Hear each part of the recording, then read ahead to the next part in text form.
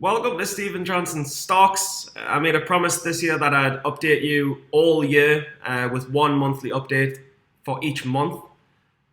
January and February is already locked, both green months as up 8k. March is a red month. I lost 1.8k, so I'm in the 6,000s ish profit for the first quarter of the year, and we'll go straight through it. And I'm very excited to complete this project of doing month by month updates for the entire year. Check it out. What's up, bitches? Okay, so I'm gonna I've went through this already and deleted the file by mistake, but there's no harm going through your trades for the month twice. I got this off Mark Crook, actually, going over your winners and losers. These are the main winners and these are the main losers. Very important when you have a red month to work out what you did right and what you did wrong. But in general, it was a month where I should have been more quiet and I wasn't. Let me just have a sip of coffee. Oh. Fuck, that's good, that Dulce Gusto fucking whatever it is machine. So let's go through the winners first. Started the month off well.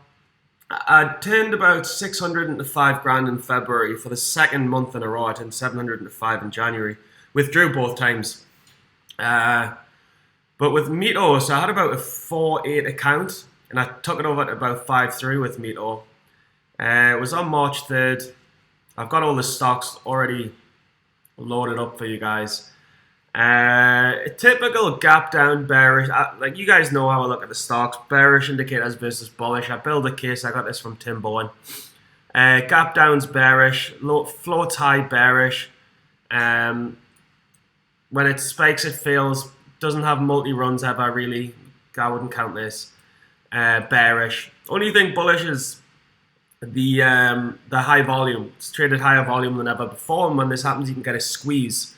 But in the pre-market, I was short it, basically thinking it'll fail all the way, and I was short in from the 330s, covered in the 270s, and then it squeezed later, which made another great short because it is a terrible company because of the high volume. You see that 35 million volume that it never normally trades. And the lesson here is someone wanted this price in the 255s. So when you hit 255 tops, hits 258, that's almost looks like it's going to break down there, but it holds, coils round. I remember Tim Sykes saying it coils round. And then when you get this volume of like 300 and 700,000, like trading 1 million shares in 2 minutes, that's not fucking normal. Because it had only traded about 100,000, and it traded 1 million in 2 minutes and ripped and halted.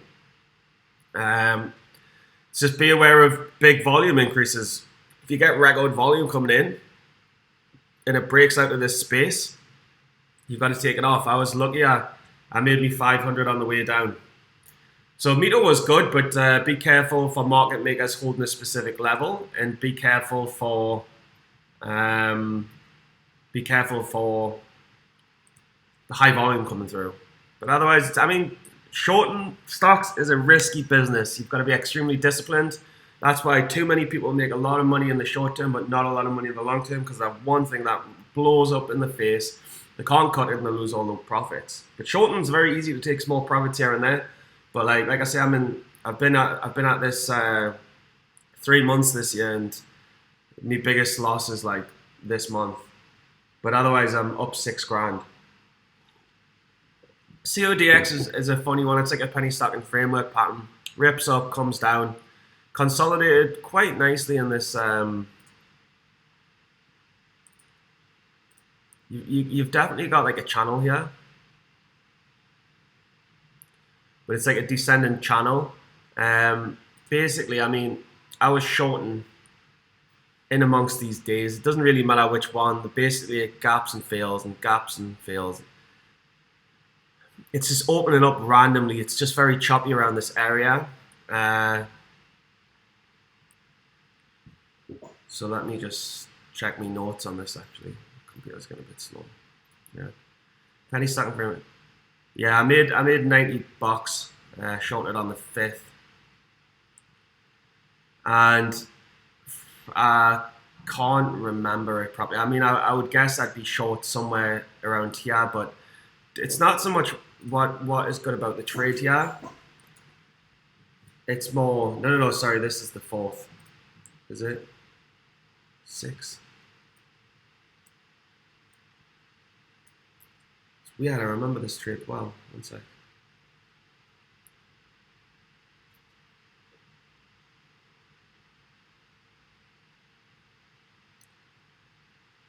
So yeah, sorry. I remember this trade the other day, but I can't remember it now. I'm sorry.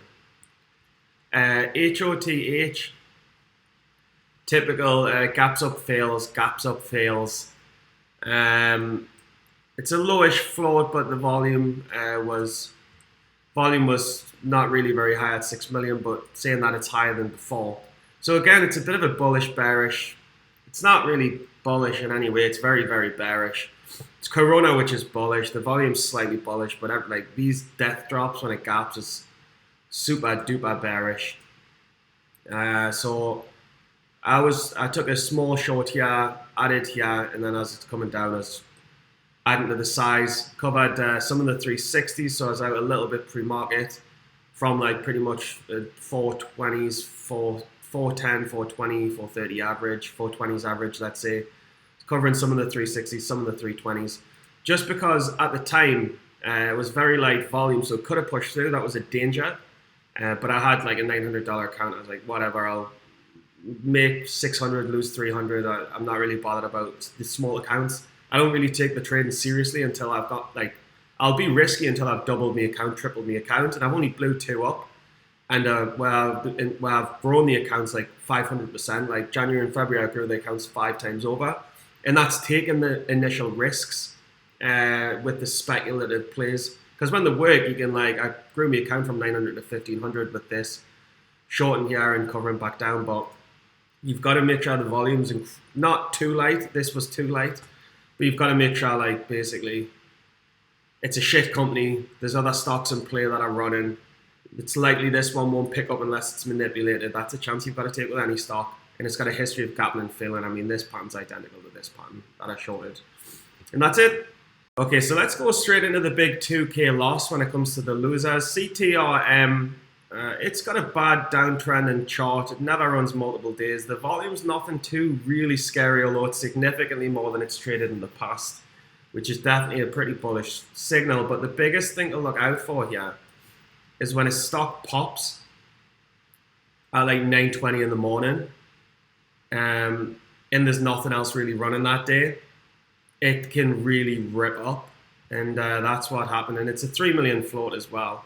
So there's nothing else. I was like, oh, something popped up and there's nothing to trade. And I had a feeling I was going to lose. And since I've made this rule where I'll not trade the day, I'll certainly not trade the first 20 minutes if there's nothing worth shorting around before 9 or 8:45. Like, I'm not shorting anything that pops after 9:10 ever again. Because it's very easy on a quiet day for someone to push something up, catches wind, no one knows what's going on, rips at them open, low float, just popped. It's not worth doing. And I'm pretty sure as well, if you look at the range on this, I got the range really wrong. Yeah, like this has got a history of doing the same thing over and over. Like it just, I mean, it's people in the company, insiders, like just ramping the price up with market makers or manipulating the price up and then selling it all off the same day. It's the pattern they always do, but the range goes from 6 to 20. So like for me, when it pops up from like 1 to 150, I'm like, yeah, it's up 50%, 60%, but it's got a history of running 300%, and it's just popped up and it's a low float. So did pretty much everything wrong you can on this stock, and it's just one of those things. But this was if I hadn't traded today, that would have been a profitable month. Just a big terrible 2K error. Couldn't cut it. It moved so fast. I don't regret it. I mean, I'm up $6,000 this year, so whatever. Like, it's just a silly error, and you'll make them from time to time.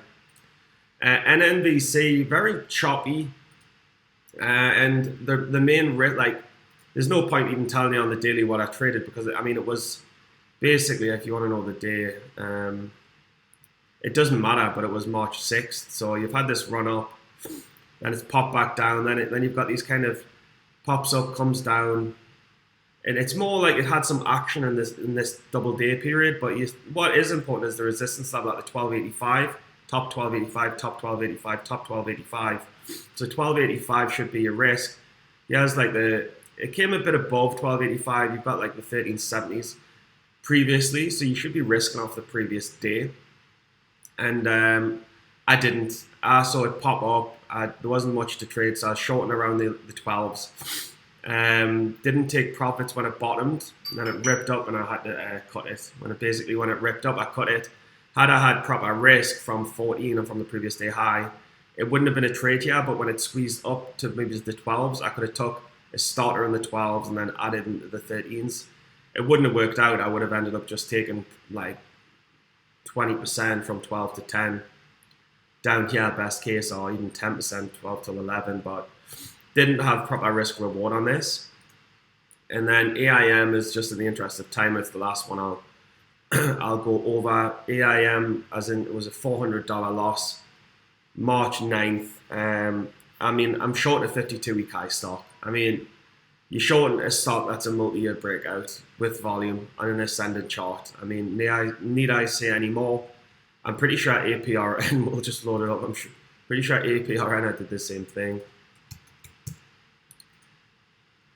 Let's have a look at APRN. So that was March 18th.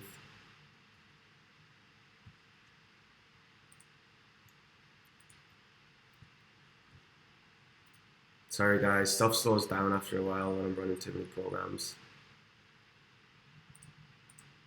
Yeah, it's not, I don't know, it's not working anyway. I'm sorry guys, but APRN was the same. APRN and AIM were the same charts. It was a short and a 52-week high. So basically, to summarize it, CTRM, I lost $2,000 because I shorted a stock that has 300% range at 50% up when it popped at 920, which is stupid. Very stupid. NNVC, I just didn't have proper risk. I don't mind this too much. It's just one of them things. It's a small loss. AIM, shorted a stock at 52-week highs in an ascending chart. APRN, I shorted a stock at 52-week highs on an ascending chart. So, I mean, really, don't short stocks at 52-week highs. It's a stupid, stupid thing to do. And it's a lesson for years I've had. And you'll save 800. And if you don't short stocks after 920, you'll save $2,000. So that's 2,800. My red month was only 1,800. So I would have made $1,000 if I'd have followed some very basic mistakes. And that's the beauty of reporting stocks and analysis and going back the next month. That's a wrap. Cheers, guys. I hope you watched it. I hope you made it through. Overall, I think if you have 6 green months and 6 red months, but your 6 green months are better than your red months, you're a very profitable trader. I'm trading very small this year. I just want to make between 10 and 20,000, and I'm good. And then I'll start trading probably full time. And right now I'm up what? I'm up like 6. So yeah, I'm in the first quarter. So, and that's trading with a $700 account. So I'm very, very, very well on the way to making those like 10 to 20k off a tiny amount. So that's it. Thank you for watching. I'll be trading very safe. I'll probably put a $200 max loss on my trade zero account just to be careful with it. If you want lessons, because of coronavirus, I'm constantly in the house, and I know loads of haters will be, oh, he doesn't barely make money, so how can he teach? And I'm like, well, turned $700 into over 6,000 profit in the first quarter. So I mean, that's about 1,000% growth. Tell us someone else that you know who's had that growth, and that's not a sales pitch. It's just fact and truth. I'll do an hour lessons for $50. Just cause it's coronavirus. I'm in the house. I'm bored. I may as well make a bit more money while I'm at home. And it's not really about even the money because I won't make very much. It's only $50. It's more just filling in time and trying to do something good for those who want it the most. So you can pay in PayPal, just pay in PayPal, and then on the link below, and I'll contact you and we'll arrange a time and date. Otherwise, peace, love, and bless everyone's souls and spirits in the universe. I really mean that. Pray to the quantum, and not pray, but meditate and send your future vision to the quantum, and it will be given, because there's no barriers of space and time. It sounds fucked up and crazy, but maybe I am. Live the dream.